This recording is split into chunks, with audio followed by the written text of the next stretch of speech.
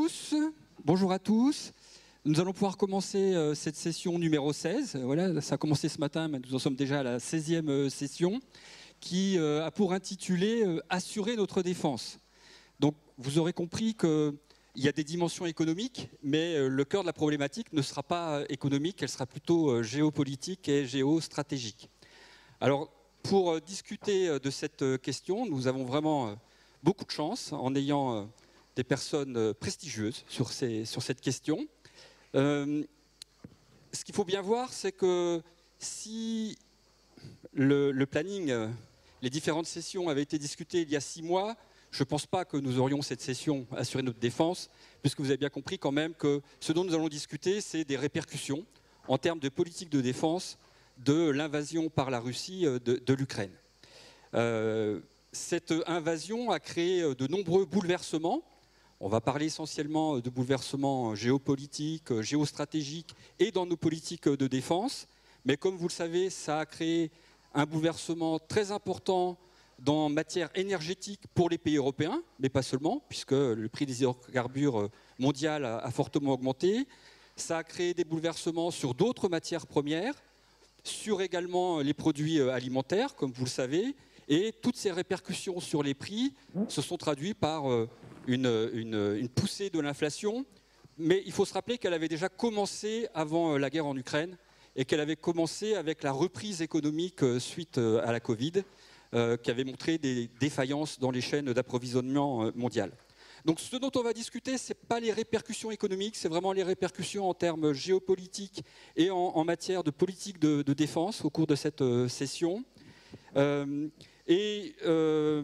qu'il faut bien avoir en tête, je vais peut-être commencer par ce qui peut apparaître comme une boutade un peu caricaturale, mais ce qui se dit souvent, parfois y compris dans les armées, vous me confirmerez, amiral ou pas, c'est qu'on ne demande pas le même effort financier à une nation lorsqu'on veut une armée pour faire des défilés ou lorsqu'on veut une armée pour effectivement combattre, et en particulier lorsqu'il y a des conflits de haute intensité comme celui qu'on connaît actuellement en Ukraine.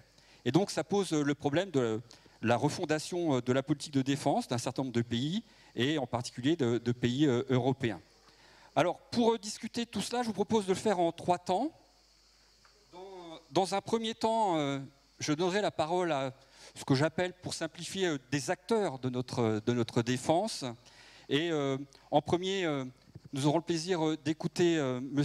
Anders Fogh Rasmussen, ici présent.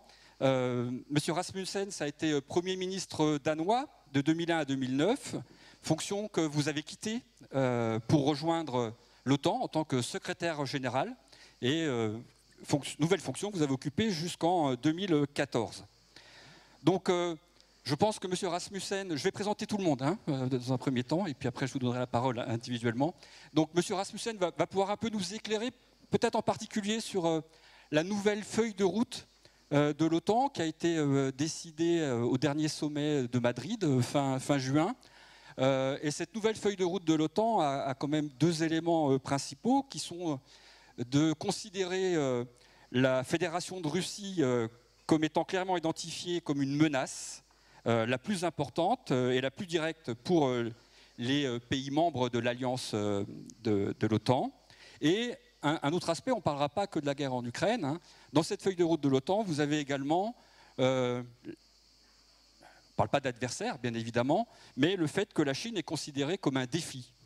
Un défi pour les valeurs, je reprends les termes du communiqué de l'OTAN, les valeurs, les intérêts et la sécurité des pays de l'Alliance Atlantique. Donc on va vraiment assurer notre défense, pas seulement par rapport à la guerre en Ukraine, mais également dans le Pacifique. Et toujours dans cette première partie dédiée aux acteurs, nous entendrons ensuite l'amiral Pierre Vandier, qui est juste à côté de M. Rasmussen, qui est le chef d'état-major de la Marine nationale depuis septembre 2020, si je ne me trompe pas. Et vous étiez, juste avant, vous étiez le chef de cabinet militaire de Madame la ministre des Armées. Et comme vous avez vu, monsieur l'amiral, j'ai évoqué le défi chinois, pour reprendre les termes de l'OTAN, et je pense que la marine est un acteur important avec sa présence dans le Pacifique, et je pense que vous pourrez nous en dire quelques mots. Nous aurons ensuite un deuxième temps où cette fois-ci, je donnerai la parole à des représentants de pays partenaires de la France qui ont des accords de coopération militaire avec la France importants. Ces deux pays, ce sont l'Allemagne et le Royaume-Uni. Donc nous écouterons M. Hans-Dieter Lucas, qui est l'ambassadeur d'Allemagne en France. Donc pareil, depuis septembre 2020, si je ne me trompe pas également. Et vous avez été auparavant, pendant 5 ans, le représentant de l'Allemagne à l'OTAN. Donc vous avez une très bonne connaissance également de ces problèmes géopolitiques et de défense. Alors, je crois que ce n'est pas la peine que je précise que le paradigme de la défense allemande a été ébranlé par cette guerre en Ukraine, et vous nous en direz quelques mots, puisque l'Allemagne est sur d'autres principes que ceux qui étaient utilisés précédemment. Et ensuite, nous continuerons avec Lord Peter Ricketts. Vous avez été également le représentant, mais du Royaume-Uni permanent auprès de l'OTAN, et vous avez été conseiller à la sécurité nationale au 10 Downing Street de 2010 à 2012, et ambassadeur du Royaume-Uni en France de 2012 à 2016. Donc le Royaume-Uni, tout le monde le sait, c'est quand même un pays qui est intervenu par l'aide militaire, par le soutien à l'Ukraine très fortement, donc le deuxième après les États-Unis, puisque vous me rectifiez, mais c'est à peu près 2,7 milliards d'euros que le Royaume-Uni a dépensé en aide militaire pour venir en aide à l'Ukraine. Et toujours dans ce deuxième temps, sur le point de vue de pays partenaires très proches de la France, on va quitter peut-être la vision occidentale. Et pour cela, je donnerai la parole à monsieur Renato Flores, qui est le directeur d'un think tank qui s'appelle l'International Intelligence Unit à la FSG à Rio de Janeiro. Et alors vous êtes universitaire, vous êtes venu dans beaucoup d'universités en Europe, en Belgique, en France, en Italie, donc vous connaissez bien le monde européen, mais vous pourrez nous dire un petit peu comment ces bouleversements géostratégiques sont aussi vécus dans des pays émergents comme le Brésil. Donc ça c'est notre deuxième temps, et on terminera par un troisième temps, ce conflit à haute intensité qui était considéré comme impensable il y a encore quelques mois, montre bien toute l'importance des forces militaires, qu'elles soient terrestres, navales ou aériennes. Mais on voit apparaître aussi les nouvelles dimensions de ces guerres modernes. Je vous rappelle que la Russie, quelques heures avant son intervention, s'est attaquée à un réseau de satellites. Donc l'espace est aussi un lieu maintenant de conflit. Alors elle ne s'est pas attaquée directement aux satellites, elle a fait une cyberattaque. Et donc la cybersécurité est aussi un élément très important pour assurer notre défense. Et pour en discuter, je donnerai la parole à Madame Véronique Brionne, qui est la directrice de Chubb France, qui est une assurance, la plus grande assurance mondiale cotée en bourse sur l'assurance des biens matériels, et qui est très sensible justement au risque de cybersécurité. Et les cyberattaques, elles ne touchent pas que les militaires, au contraire, elles peuvent toucher chacun d'entre nous. Et donc, vous nous en direz quelques mots. Je ne serai pas plus long. Je donne tout de suite la parole à Monsieur Rasmussen. Merci beaucoup, Monsieur Rago. Je parle un peu français, mais je préfère de faire mon intervention en anglais. Nous sommes à l'aube d'un nouvel ordre mondial, et l'issue du conflit en Ukraine va déterminer à quoi ressemblera ce nouvel ordre mondial. Suivant ce que sera l'issue de ce conflit, eh bien, cela va tout simplement décider si c'est la loi du plus fort qui va l'emporter ou si c'est l'état de droit. Cela enverra un signal important à la Chine qui continuera de viser à attaquer Taïwan. Et c'est une des nombreuses raisons pour lesquelles il faut que l'Ukraine remporte cette guerre, ou en tout cas, il nous faut nous assurer que Poutine ne réussisse pas à l'emporter. Les Ukrainiens ont fait la démonstration de leur volonté de combattre et c'est de notre responsabilité, de notre devoir que de leur donner la possibilité, l'équipement, ce dont ils ont besoin pour combattre. Des armes de longue portée. Et je pense que nous avons dès lors tous une obligation.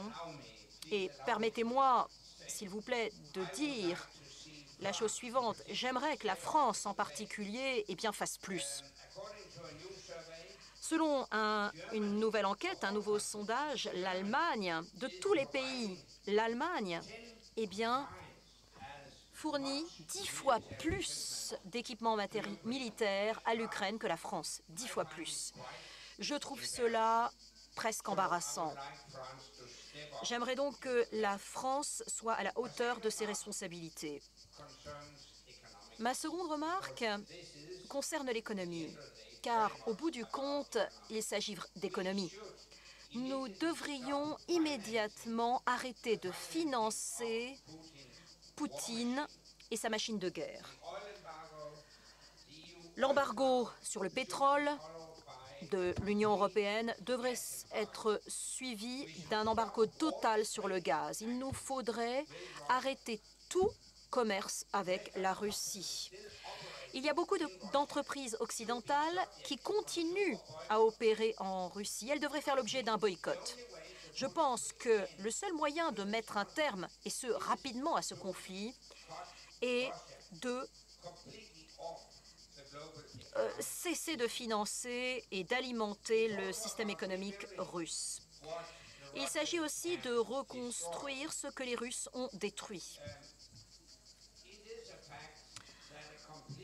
C'est un fait que l'embargo total sur le gaz ne sera pas sans prix à payer.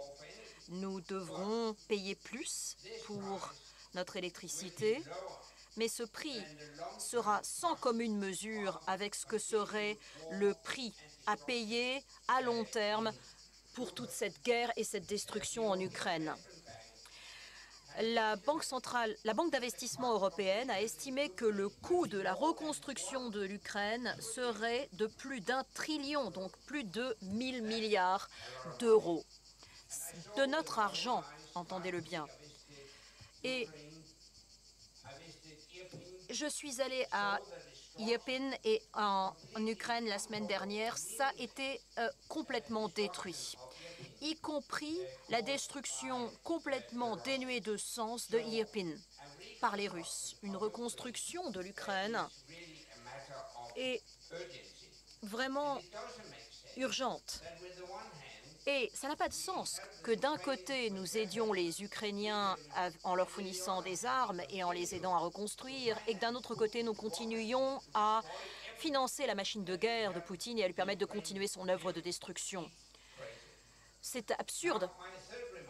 Ma troisième remarque concerne la garantie de la sécurité de l'Ukraine.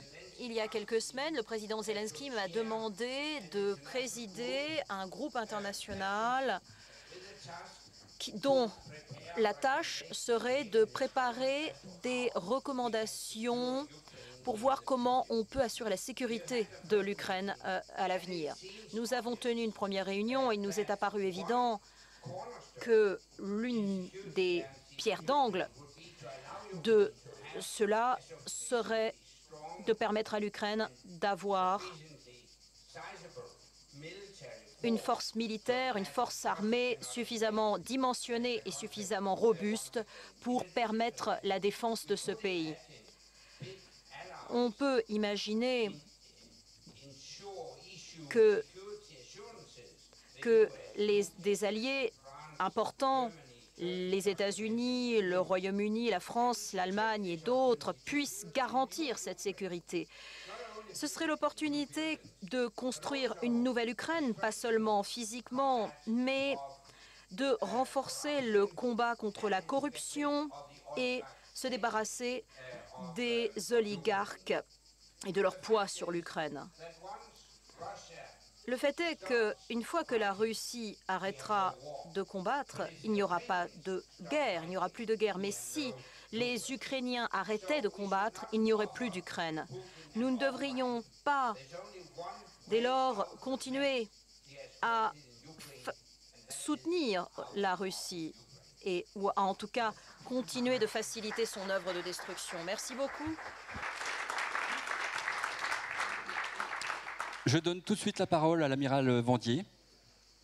Je vous remercie de me donner la parole et de m'avoir invité un militaire dans cette enceinte économique. Comme vous l'avez dit, ce n'est pas usuel et c'est peut-être même un peu rabat-joie au moment où on espère faire redémarrer l'économie après le Covid. Donc pourquoi un militaire ici? J'ai une bonne raison. L'apôtre du Sea Power, c'est Alfred Mahon. Et Alfred Mahon disait « La nécessité de bâtiments de guerre naît de l'existence de la marine marchande ». Voilà, ça n'a pas changé. Voilà, donc aujourd'hui, je vais vous parler de commerce et de stratégie en 3 points. La première chose, et je reprendrai le propos du secrétaire général, c'est que dans le domaine de la stratégie, je crois qu'on peut dire que la table vient d'être retournée. Pourquoi? Eh bien parce que c'est la première fois depuis la fin de la guerre froide qu'on a une sanctuarisation agressive. C'est-à-dire qu'un pays doté d'armes nucléaires envahit un autre et empêche, ou en tout cas limite l'aide qui est apportée à l'agressé par la menace de ces armes nucléaires. C'est quelque chose, dans notre temps post-guerre froide, d'éminemment nouveau et dangereux. Tout ça vient se renforcer en fait l'effet d'effondrement du système de sécurité internationale, ce que disait le secrétaire général, sur aujourd'hui le nombre de traités qui sont ou démantelés ou qui ne sont plus respectés. En Europe, ça a été le traité sur les forces nucléaires intermédiaires, mais on a également le démantèlement progressif de la Convention sur le droit de la mer, Montego Bay, qui n'est plus respectée, notamment en mer de Chine. Aujourd'hui, les résolutions de l'ONU sont bloquées depuis la Libye, et donc il est aujourd'hui impossible de trouver un cénacle dans lequel on peut discuter avec des résolutions collectives. C'est beaucoup plus compliqué. La conséquence, c'est que le droit sur lequel nous avons fondé une large partie de notre sécurité à la fin de la guerre froide, aujourd'hui, ne participe plus à cette sécurité. On est au retour de la force brute. Et ce retour de la force brute, c'est le calcul militaire, avec ses erreurs de calcul, on pourra reparler de Poutine, et donc une ère d'imprévisibilité stratégique. Voilà, pour conclure un peu cette dimension stratégique, je crois qu'il y a eu 3 grandes prophéties qui aujourd'hui ont éclaté comme des bulles de savon. Celle que l'interdépendance économique empêchait de faire la guerre. Aujourd'hui, ce n'est pas le cas, on le voit avec le gaz. Et donc, la mondialisation heureuse n'empêche pas la montée des tensions. Non, l'économie libérale ne convertit pas à la démocratie. Et l'exemple chinois, je crois, est assez éloquent. Et puis, enfin, les herbivores ne convaincront jamais les carnivores de se limer les dents et de passer au steak vegan. L'idée de l'exemplarité du désarmement a vécu. Ça, j'en suis profondément convaincu. Deuxième point, quelles sont les caractéristiques de ce nouveau cycle? C'est un cycle qui est marqué par l'explosivité de la violence de la guerre.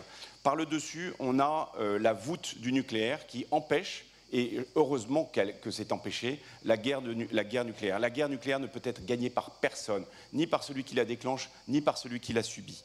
Et donc c'est ça la dissuasion. Par le dessous, c'est la guerre hybride. C'est le contournement du droit, c'est le rognage par le dessous qui fait qu'on peut faire la guerre sans l'avoir déclenchée. Et dans l'espace qui reste, eh bien, c'est une violence explosive qui est extrêmement, qui met en œuvre des outils très violents. On le voit avec la guerre qui a eu lieu au Karabakh, et les images en Ukraine sont particulièrement saisissantes.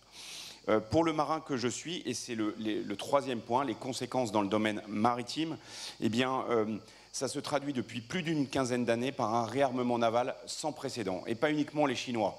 Évidemment, la marine chinoise, vous avez vu son 3e porte-avions qui vient d'être mis à l'eau, mais quand on regarde autour de l'Europe, quand on regarde le bassin méditerranéen, les taux de croissance des marines sont à 3 chiffres. À 3 chiffres. Et donc, le nombre de bateaux qui sont mis à l'eau, le nombre d'armes, de missiles, aujourd'hui, commence à poser des problèmes d'équilibre militaire. Ce réarmement change la nature de l'espace maritime. Et c'est là où je reviens au commerce. C'est-à-dire que l'espace de transit et de liberté, l'espace de ressources, aujourd'hui, est un espace de manœuvre militaire. Et la capacité des pays occidentaux à contrôler ces espaces est aujourd'hui de plus en plus mise en question. Cette contestation de l'espace maritime, elle va des fonds marins à l'espace, en passant par la cyber.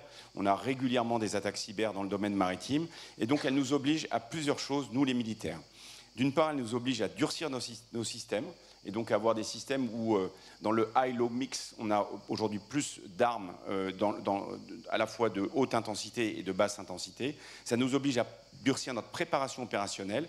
Et enfin, ça nous oblige à travailler en coalition. Aujourd'hui, nous n'avons pas assez d'armement chaque pays pour nous permettre de ne pas travailler en coalition. En conclusion, je pense que nous sommes sortis de l'ère de la défense low cost, où on dépensait peu. Si on n'investit pas, nous perdrons. Et ça sera la part du feu, nous perdrons une partie du monde dans lequel nous régnons aujourd'hui. La vitesse à laquelle se propage le désordre invite à ne pas perdre de temps. Et je terminerai donc par une citation de Napoléon. Désolé pour nos camarades anglais, mais ça fait référence à une vie commune. À la guerre, la plupart des défaites peuvent se résumer en 2 mots, trop tard. Donc il est temps de s'y mettre. Merci beaucoup, Amiral. Bon, vous voyez que les militaires sont les bienvenus et chaleureusement applaudis lors des sessions d'Aix. Donc, je passe tout de suite, on passe au deuxième temps de notre session. Donc, je passe la parole à Monsieur Lucas, ambassadeur d'Allemagne en France, et qui va nous dire un petit peu les bouleversements que cette guerre a introduits dans la politique de défense allemande. Oui, merci beaucoup.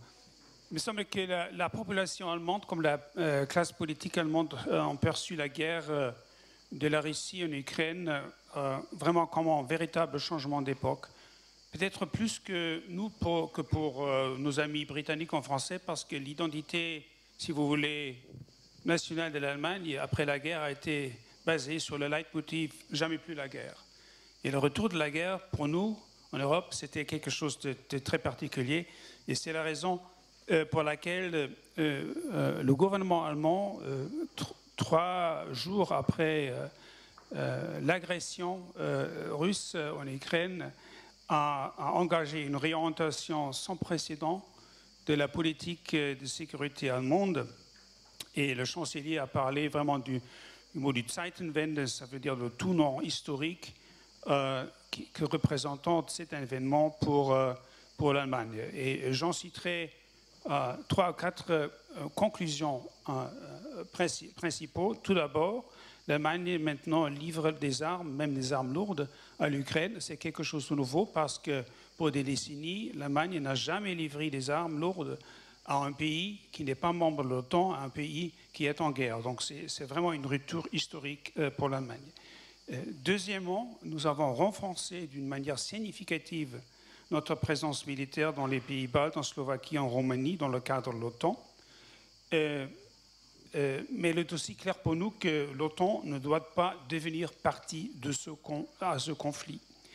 Troisièmement, très important, nous allons investir beaucoup plus dans nos forces armées. Donc nous allons injecter 100 milliards d'euros supplémentaires pour doter nos forces armées d'équipements adéquats qui manquent aujourd'hui. C'est-à-dire on va dépasser la marque de 2% du PIB qui est prévue par l'OTAN en ce qui concerne les dépenses militaires. Et je pense que notre objectif, c'est en double. Premièrement, comme je disais, doter la Bundeswehr des équipements dont elle a besoin. Deuxièmement, mais c'est important aussi, investir dans l'Europe de la défense. Et dans ce cadre-là, on a déjà fait des avancées importantes, la création d'un fonds européen de la défense, la facilité européenne pour la paix, mais aussi les grands projets d'armement franco-allemand sont importants dans ce cadre également. Je citerai dans ce contexte l'avion du futur, le SCAF, le char du futur, l'Eurodrone. Donc ces projets, ce sont des projets pas faciles, très complexes, mais ce sont des projets absolument prioritaires pour l'Allemagne. Et pour nous, ça s'inscrit dans une perspective européenne, car ce que nous avons ici en Europe besoin d'une base industrielle et technologique de défense efficace et forte. Et l'Allemagne et la France sont absolument indispensables à cet égard. Bref remarque sur l'OTAN. On a eu ce sommet de l'OTAN à Madrid. À mon avis, une avancée historique dans l'histoire de l'OTAN, un sommet très réussi. On a adopté un nouveau stratégique pour l'Alliance Atlantique. On a acté l'adhésion de la Suède et de la Finlande à l'Alliance, très important parce que ça va renforcer les piliers européens dans l'OTAN. Et troisièmement, on a décidé de renforcer notre posture militaire sur le flanc Est. Et l'Allemagne va y contribuer d'une manière très significative. Un dernier mot sur l'aspect énergétique, parce que c'est aussi un enjeu dans le cadre de la politique de sécurité et la dépendance de l'Allemagne et de la Russie l'a démontré très clairement. Pour nous, donc, il y a 3 conclusions. Premièrement, de sortir complètement de la dépendance aux énergies fossiles vis-à-vis de la Russie. Deuxièmement, pour ce faire, l'Allemagne est en train de réduire déjà sa dépendance au gaz russe, au pétrole russe et au charbon russe. Et troisièmement, ça vise le futur, n'est-ce pas, l'importance d'accélérer massivement le développement des énergies renouvelables. En mot final, il me semble que le débat en Allemagne sur son rôle dans le monde et sur sa contribution à la sécurité européenne est déjà en train de changer sous l'effet de la guerre. C'est vraiment une petite révolution pour nous et c'est la raison pour laquelle l'Allemagne est maintenant en train d'élaborer pour la première fois dans son histoire une stratégie nationale de sécurité qui sera publiée l'année prochaine. Tout le monde a compris que ce que nous avons obtenu ensemble dans l'Europe dans les années précédentes, la paix et la sécurité, la démocratie, la liberté et la prospérité, tout cela va ne pas de soi et doit être défendu. Et en plus, il me semble que le modèle démocratique et libéral est mis à l'épreuve partout dans le monde. Et ça veut dire, c'est une conclusion, il s'agit aujourd'hui de créer une Europe plus unie, plus forte, une Europe qui pèse, une Europe qui protège. Et dans ce contexte, donc, il me semble que la coopération franco-allemande est tout à fait cruciale. Merci beaucoup. Merci beaucoup, monsieur l'ambassadeur. Merci beaucoup. Vous avez effectivement, c'est pas seulement la politique de défense, c'est aussi la politique énergétique qui est chamboulée pour l'Allemagne en particulier. Ça risque d'être un point chaud des jours ou des semaines à venir, puisqu'on sait que sur Nord Stream 1, donc Nord Stream 2 c'est du passé, avant même qu'il ait fonctionné, mais sur Nord Stream 1, les flux ont déjà diminué de 40%, et qu'il y a des entretiens qui sont prévus dès la semaine prochaine, et qu'on craint que la Russie ne rouvre pas le robinet après, ce qui posera d'énormes problèmes. Donc je passe tout de suite à Lord Ricketts. Donc, après le point de vue de l'Allemagne, le point de vue du Royaume-Uni post-Brexit. Très bien, mais c'est un plaisir de vous présenter la perspective d'un pays calme, stable, prévisible.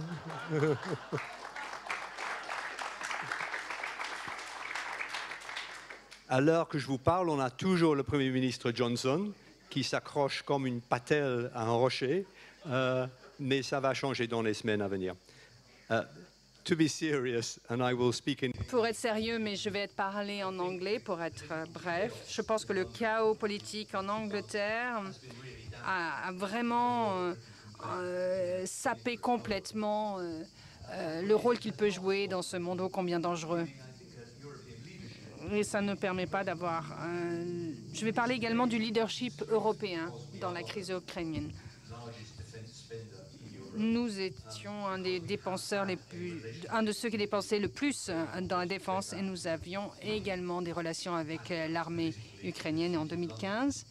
Et puis, c'était bien aussi pour le Royaume-Uni de montrer que l'armée britannique comptait encore au sein de l'OTAN, surtout après le Brexit en 2015. Mais, comme je l'ai dit, il ne faut pas laisser Poutine gagner, mais ma crainte, c'est que les Ukrainiens ne pourront pas faire sortir les Russes de leur territoire et que les Russes vont rester quand même dans certaines zones de l'Ukraine et qu'il va falloir dépenser de l'argent pour maintenir en fait l'indépendance de l'Ukraine dans le territoire qu'ils auront pu encore préserver. Et ça, c'est ce que l'on craint pour les années à venir. C'est le résultat le plus probable que l'on risque d'avoir malheureusement. Et comme l'ambassadeur l'a dit, le résultat du sommet de l'OTAN est très important. La Grande-Bretagne a été très active dans le flanc nord avec les pays baltes et donc a recommencé à jouer un rôle tel qu'il le jouait en fait pendant la guerre froide. Et puis il y a la question du déploiement. et de ses forces, ça nous a montré que l'armée britannique est trop petite maintenant et pas bien équipée pour pouvoir livrer bataille en Europe. Il y a trop d'équipements qui viennent de la guerre en Afghanistan et en Irak. Donc, même si l'on dépense 2% de notre PIB dans l'armée, il va falloir dépenser davantage et ça va avoir des implications économiques importantes. Quant à la défense européenne, il est clair pour la Grande-Bretagne que l'Europe est le centre de notre sécurité nationale. Il ne fait aucun doute. Et la leçon que nous avons retenue, c'est qu'on ne peut pas avoir de bonnes relations bilatérales avec les pays individuels de l'Europe si on a des mauvaises relations avec l'Union européenne. Et je perçois en fait un désespoir parce que quand je vois la relation que nous avons tissée avec la France en matière de défense, elle s'est beaucoup fragilisée ces derniers temps. Bon, il y a certaines choses qui fonctionnent encore, mais pour la coopération industrielle en matière de défense, elle pourrait être bien mieux que ce qu'elle est maintenant. Et on devrait jouer un rôle dans la coordination européenne sur des questions comme le mouvement militaire. Si on doit renforcer nos propres forces militaires, la Norvège, le Canada, les États-Unis en font partie et la Grande-Bretagne n'en fait pas partie. Et donc, il faut une combinaison de la crise ukrainienne et le changement également de Premier ministre à Downing Street. Ça nous permettra certainement de reconstruire une relation animée par la coopération avec la défense européenne et de réparer un peu les problèmes que nous avons causés récemment avec la France et l'Allemagne. Et ça, je pense, ça a été certainement la cause de tout cela est certainement Boris Johnson. La France et l'Europe 2 dans les pouvoirs pacifiques. Et je pense que le deal sur l'AUKUS a fait en sorte que la France se sente humiliée. Et ça, je pense que c'est dommage. On doit travailler ensemble avec les Américains, avec la France, avec d'autres pays européens en Orient. Et il ne faut pas forcément considérer la Chine comme un concurrent. Il faut une politique commune. On doit avoir une autonomie stratégique, mais il faut aussi que l'Amérique ait sa propre autonomie, politique autonome de défense. Il faut en fait...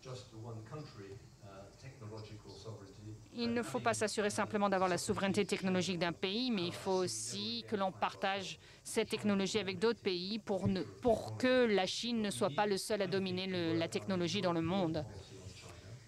Il faut qu'il y ait une politique spécifique vis-à-vis de la Chine. Ça ne doit pas être une confrontation uniquement, mais une combinaison entre une coopération avec la Chine quand on a besoin, comme le changement climatique, l'énergie, des relations commerciales quand on le peut. Donc, il faut faire attention. Ce n'est certainement pas l'approche que l'administration républicaine souhaite avoir aux États-Unis vis-à-vis de la Chine. Il faut que l'on travaille ensemble comme politique d'assurance et pour ne pas avoir aussi quelqu'un comme Trump à la Maison-Blanche. Merci beaucoup. Merci beaucoup.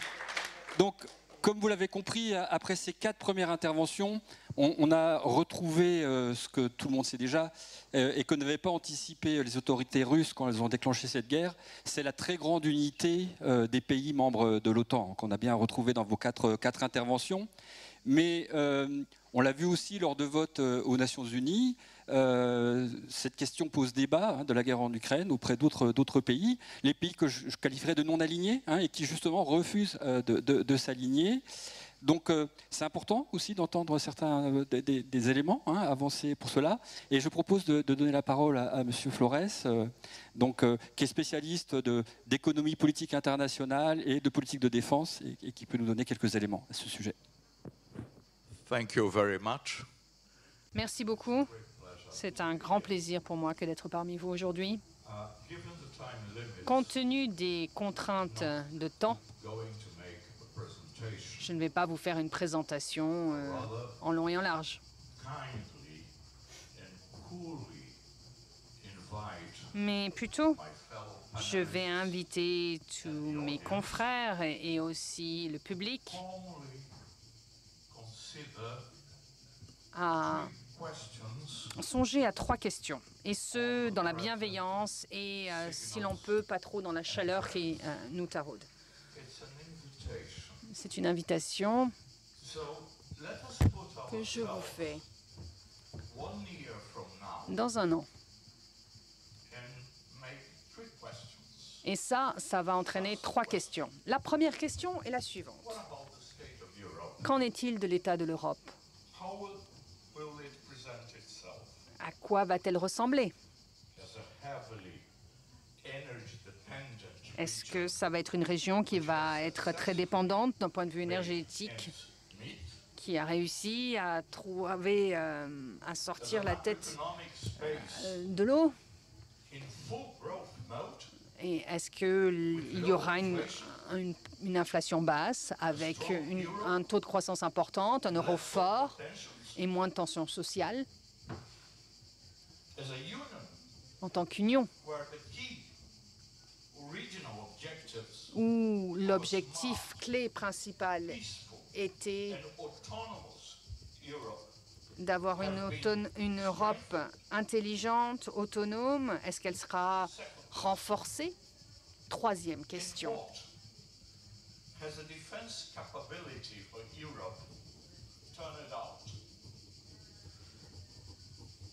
Et qu'en est-il de la capacité de défense de l'Europe?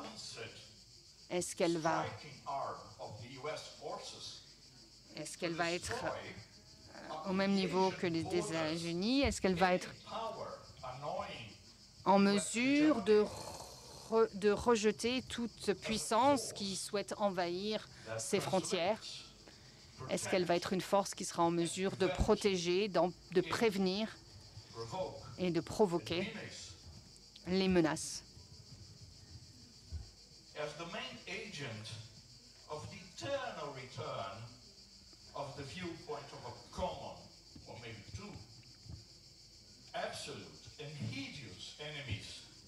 Après, est-ce que l'Union européenne sera en mesure de lutter tous ensemble contre un ou plusieurs ennemis? Sera-t-elle en mesure d'ériger des défenses à ses frontières et d'être en mesure de pouvoir se battre contre le reste de l'extérieur? Parce que c'est un puits de milliards d'euros qui aurait dû être investi dans l'éducation, dans la culture, dans l'innovation, dans des pratiques durables. Les actifs européens sombrent. Et maintenant, ils vont à des fabricants d'armes au niveau mondial. Troisième question.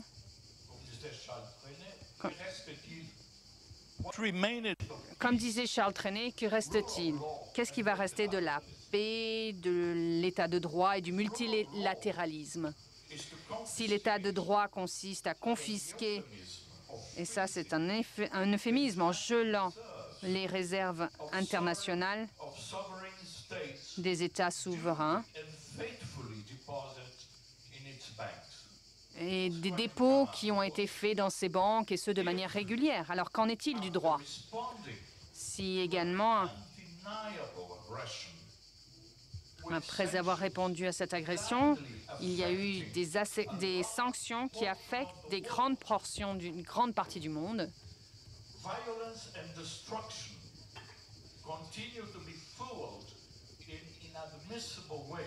la violence et la destruction continuent de faire rage et rien n'est fait pour arrêter ce conflit et pour arrêter des tueries et des massacres de personnes innocentes.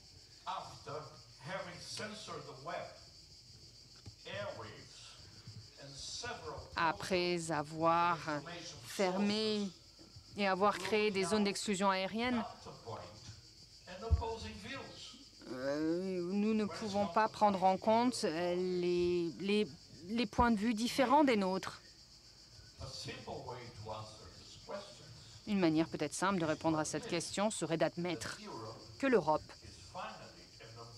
est enfin et malheureusement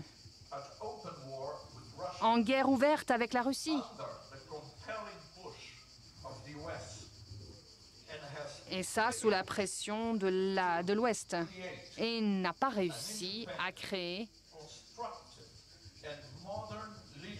un leadership indépendant, constructif, en oubliant en fait le message de base et l'objectif qui était le sien, dans lequel de nombreuses personnes avaient cru.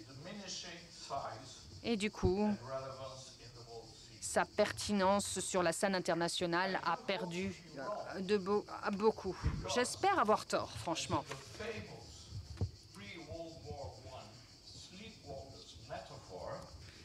Parce qu'à l'instar de ce qui se passait avant la Deuxième Guerre mondiale,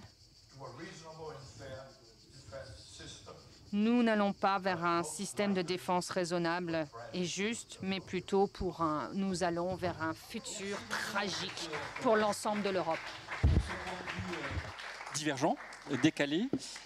C'est important de l'entendre et du coup vous lancez un peu le débat avant qu'on ait terminé. J'en profite en parlant de débat. On n'aura pas vraiment le temps de prendre des questions à l'oral dans la salle. Par contre, vous pouvez utiliser l'application. Je vois qu'il y a un certain nombre de questions qui commencent à arriver. Donc n'hésitez pas et je reprendrai celles qui reviennent assez fréquemment. Et la question de la défense européenne, de la position européenne au sein de l'OTAN fait partie de ces questions. Mais avant d'arriver au débat, donc troisième temps, et ce qui montre aussi l'importance, c'est que la plupart des intervenants précédents ont rappelé la dimension cyberguerre, la dimension cybersécurité. Et je passe tout de suite la parole à Madame Véronique Brionne pour nous en parler. Merci beaucoup et de me donner l'opportunité de partager avec vous donc quelques mots sur le risque cyber du point de vue d'une compagnie d'assurance. On a beaucoup parlé donc de la guerre armée, mais la guerre elle peut prendre en effet plusieurs formes et notamment dans la guerre économique, le cyber est aujourd'hui une arme extrêmement redoutable et dont l'utilisation se répand extrêmement vite. On peut facilement imaginer dans le contexte actuel du conflit en Ukraine une attaque ciblée sur un pays sur les infrastructures d'un pays qui soutiendrait l'Ukraine ou sur une entreprise qui aurait quitté le sol russe et qui n'aurait pas plu à ses dirigeants. Voilà. Alors, force est de constater cependant que depuis fin février, tant dans ce qu'on peut observer nous que dans les résultats que l'ANSSI publie régulièrement, on n'a pas encore vu vraiment de soubresauts, enfin d'évolution du nombre d'attaques cyber directement liées au conflit en Ukraine, mais c'est en fait de façon beaucoup plus large et de façon beaucoup plus globale. Alors, de quoi s'agit-il en fait, le risque cyber? Dans la plupart des cas, dans plus de 80-90% des cas, il s'agit de ransomware en fait. Donc, il s'agit de bloquer tout un système et de demander à être une rançon pour pouvoir débloquer le système. C'est une véritable cybercriminalité extrêmement organisée, avec des collectifs extrêmement bien organisés, qui ont des stratégies extrêmement rodées, difficiles à débusquer. Dans un certain nombre de cas, on arrive à démontrer que certains de ces groupes de pirates sont en fait soutenus par des États. Même si c'est un peu compliqué à démontrer, on arrive à le faire. Pour illustrer ce propos, je commenterai peut-être ce qui s'est passé aux États-Unis l'année dernière, au mois de mai 2021, l'attaque Colonial Pipeline, si certains sont familiers avec cet événement. Colonial Pipeline, c'est un oléoduc qui approvisionne toute la côte est des États-Unis. C'est 270 terminaux de livraison, c'est 7 aéroports, c'est 90 installations militaires, et donc qui s'est fait hacker, tout simplement, donc oléoduc à l'arrêt. Le FBI fait son enquête et donc identifie un collectif nommé DarkSide comme étant l'auteur présumé des faits. Et ce collectif a été démontré aussi qu'il était soutenu par la Russie. Donc on voit bien, là on fait la connexion tout de suite avec le contexte actuel. Un autre exemple peut-être pour illustrer la dimension systémique de ce genre d'attaque, ce qui s'est passé avec SolarWind en 2020. SolarWind, c'est une société qui édite des logiciels largement répandus partout dans le monde. Et donc le produit qu'il distribuait en fait a été infecté par des pirates, et le fait de le distribuer à plus de 30 000 entreprises a fait que mécaniquement ce risque, en fait, cette infection, cette piraterie s'est déployée sur les 30 000 clients de SolarWind. Donc on comprend là tout de suite la puissance des attaques cyber pour paralyser toute une économie. Donc ça, c'est pour la partie sévérité. Pour la partie, je dirais, fréquence, un simple chiffre. Premier trimestre 2022, il y a eu 2 fois plus d'attaques cyber que toute l'année 2021. Donc ça vous montre juste le caractère exponentiel. Il y a quelques années, quand on commençait à collecter les données, les cibles privilégiées, c'était les banques, les assurances, institutions financières. Aujourd'hui, ce n'est plus le cas. Les cibles privilégiées, c'est très clairement le secteur industriel. Tout ce qui va être infrastructure, tout ce qui va être construction, etc. Ça a été multiplié par 5 en moins de 3 ans, le nombre d'attaques sur le secteur industriel. Et l'objet de ces attaques, même si c'est le ransomware qui est utilisé, n'est pas tant l'argent que le fait de pouvoir paralyser l'économie ou de pouvoir paralyser tout un pan d'activité. Donc voilà. Alors, une fois qu'on a dit ça, qu'est-ce qu'on fait? J'ai beaucoup entendu du panel aujourd'hui un sentiment d'urgence, l'armée qui serait sous-équipée, que ce soit en ressources, que ce soit en armes. Dans le cyber, c'est exactement la même chose. C'est vraiment un sentiment d'urgence que je voulais partager aujourd'hui, de prise de conscience, de prévention, de protection. Il y a le feu. C'est pas de savoir si ça va arriver, c'est simplement de savoir quand ça va arriver. Et quand ça arrivera, c'est pas une indemnité d'assurance qui va faire fléchir les pirates, c'est pas une indemnité d'assurance qui va protéger les systèmes ou tout le secteur économique.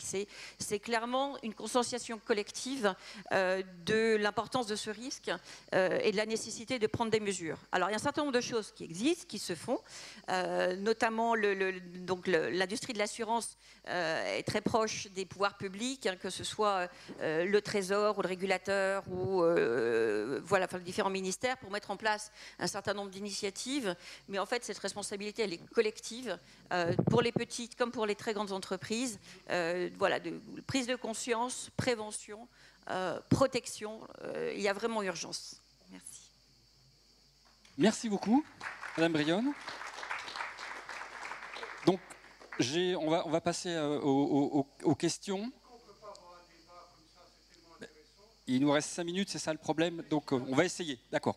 Je vais d'abord poser les 2 questions qu'on a eues. Tout à fait. Tout à fait. À condition que les questions soient courtes. On pourra le faire. Alors, juste, les questions qu'on... comme j'avais dit que les questions devaient être posées par Internet, il faut aussi donner la priorité aux personnes qui l'ont fait. Donc, il y a principalement 2 types de questions. Justement, sur la cybersécurité et les cyberattaques. Un sentiment, c'est que... Il semblerait que la perception qu'on en a par rapport aux craintes suite au conflit en Ukraine, qu'il y a eu peu de cyberattaques, ce que vous démentez en partie en donnant le chiffre du premier trimestre. Donc, qu'est-ce que vous en dire un peu plus? Et la question, c'était, est-ce qu'on n'a pas surestimé le rôle des cyberattaques dans les guerres modernes et autres? Et après, on pourra aussi donner la parole aux autres. Alors, dans ce qui est lié directement au conflit en Ukraine, en effet, on n'a pas observé je dirais un saut du nombre d'attaques directement liées au conflit en Ukraine. C'est pour ça que je disais c'est beaucoup plus profond que ça. Conflit en Ukraine ou pas, le cyber est aujourd'hui une arme extrêmement répandue et de plus en plus utilisée dans cette guerre économique et qui a été accélérée d'ailleurs par le Covid, par les différents confinements. Donc voilà, donc directement lié au conflit en Ukraine, c'est un fait qu'il n'y a pas eu beaucoup plus d'activités cybercriminelles. De façon générale, par contre, dans l'économie, c'est juste exponentiel. Merci. L'autre question, et on prendra une question après, juste après. L'autre question qui revient fréquemment, mais qui a déjà été évoquée par M. Flores, c'est celle d'une défense européenne qui se construirait mais indépendamment de l'OTAN en partie. Donc, voilà, la question est toute simple. Faut-il une armée européenne et d'autres questions sur ce thème, mais certains disant, l'Europe n'est pas une nation souveraine, donc c'est très compliqué d'avoir une armée européenne. Donc comment peut se construire cette Europe de la défense? Monsieur Rasmussen.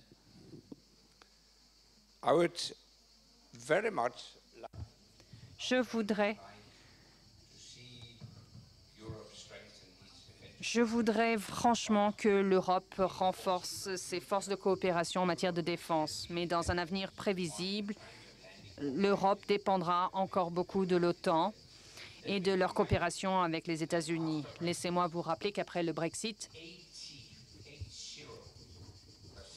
80% des investissements dans la défense de l'OTAN viennent de l'extérieur de l'Union européenne. Donc, toute discussion sur une armée européenne n'est que pure fiction pour le moment. Ça restera lettre morte pour le moment. Donc, soyons réalistes. Moi, j'aimerais qu'il y ait un renforcement européen dans la coopération de la défense, de renforcer les compétences, la compétitivité des industries dans la défense européenne, qu'il y ait plus de coopération outre-frontières entre les militaires, de créer un marché interne de la défense à part entière. C'est ce que nous pouvons faire, mais une armée européenne, non. Non, c'est encore l'OTAN. Bon, c'est clair ce que vous dites, hein, au moins ça ne laisse pas de place au doute. Vous prenez tous le micro, là, franchement, vous voulez tous réagir, visiblement.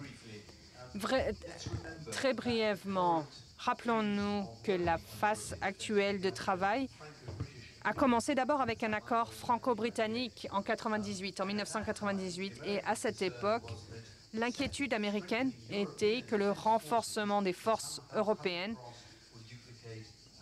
ne serait qu'une duplication de ce que les États-Unis font avec l'OTAN. Je pense que le monde a changé.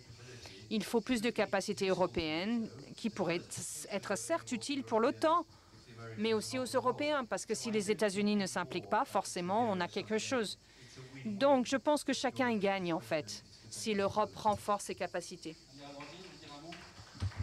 Très rapidement, la question de la défense européenne est souvent très très mal posée, parce qu'en fait, elle fait référence à une chose qui n'existe pas et qui se compare à autre chose, et donc ça ne fonctionne pas. Pour autant, je peux souligner, le praticien que je suis le constate, c'est qu'avec l'Union européenne, on fait des choses militaires extrêmement intéressantes. Je prends par exemple tout ce qui est fait avec Copernicus, avec les constellations satellites qui sont payées et mises en œuvre par l'Union européenne, les coordinations maritimes qui sont faites dans le golfe de Guinée et bientôt en océan Indien, ce sont des choses qui sont très complémentaires de ce que fait l'OTAN. Donc la question n'est pas de remplacer un outil par un autre, c'est de voir au large ce que peut faire l'Union européenne et sur un espace qui est plus large que celui de l'espace géographique de l'OTAN.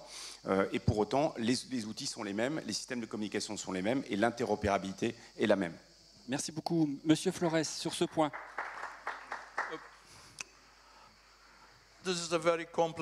Ça, c'est une question très complexe. Je voudrais vous rappeler que quand Federico Mogherini était le vice-président de l'Union européenne, Federica a essayé de développer l'idée selon laquelle on pouvait avoir une défense européenne, une armée européenne de défense qui soit indépendante de l'OTAN. C'est pas facile. Bien sûr, il y a beaucoup à faire, mais son idée n'a pas été suivie des faits. Mais ce qui inquiète ceux qui sont à l'extérieur, c'est que l'OTAN a été créée pour essayer en fait de rogner sur le pacte de Varsovie par rapport au territoire qui était loyal à l'Union soviétique. Pour la guerre froide, ça a du sens, c'est pertinent. Mais une fois que la guerre froide était terminée, tout le monde s'attendait à ce que l'OTAN devienne caduque ou puisse évoluer. Et Federica était l'une des personnes qui a essayé de garantir, de s'assurer que l'Europe puisse avoir sa propre défense, une défense européenne autonome. Alors, commentaire hors micro. Puis-je parler, s'il vous plaît, monsieur, madame? Merci beaucoup.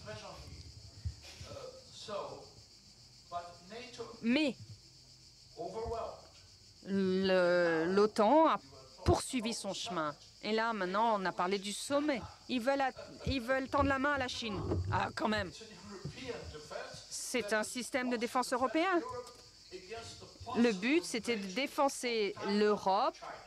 On ne peut pas défendre l'Europe en cas d'invasion par la Chine de Taïwan, quand même. Ça n'a aucun sens. Et ça ne peut pas amener à quoi que ce soit de bien. Je suis désolé de le dire, mais c'est le cas. Alors, malheureusement, on n'aura vraiment pas le temps. Et je vois que le débat est vraiment lancé, que M. Lucas voulait intervenir. Je vous donne le mot de la fin. Yes, maybe answer in English. I mean, two brief remarks. Deux remarques brèves sur ce que vous avez dit d'abord. Je ne sais pas quelles sont vos sources, mais vous ne trouverez pas un OTAN secret ou un document secret qui dise que le but c'était d'annihiler l'Union soviétique. C'était pour la défense, c'était une alliance de la défense. Et tout le monde était clair à ce sujet. Il n'y a pas de doute à ce sujet. Et le deuxième point, concernant Federica Mogherini, j'ai travaillé lors de mes fonctions précédentes avec elle. Elle était tout à fait en faveur, comme nous le sommes. Nous étions en faveur de renforcer les capacités, mais jamais, et vous ne trouverez aucun document européen dans ce sens, l'objectif de l'Union européenne était de développer quelque chose militaire qui soit complètement indépendant de l'OTAN. Ça, c'est dans le traité de Lisbonne, une défense collective de l'Europe. Prévoyait tout de même que l'OTAN prenne le leadership de toute façon. Donc voilà. Moi, je suis pas d'accord avec ce que vous avez dit, Monsieur l'ambassadeur. Lisez le rapport final de l'administration de Federica et vous verrez cela bien clairement. Merci. OK? Qu'on remercie chaleureusement tous nos intervenants.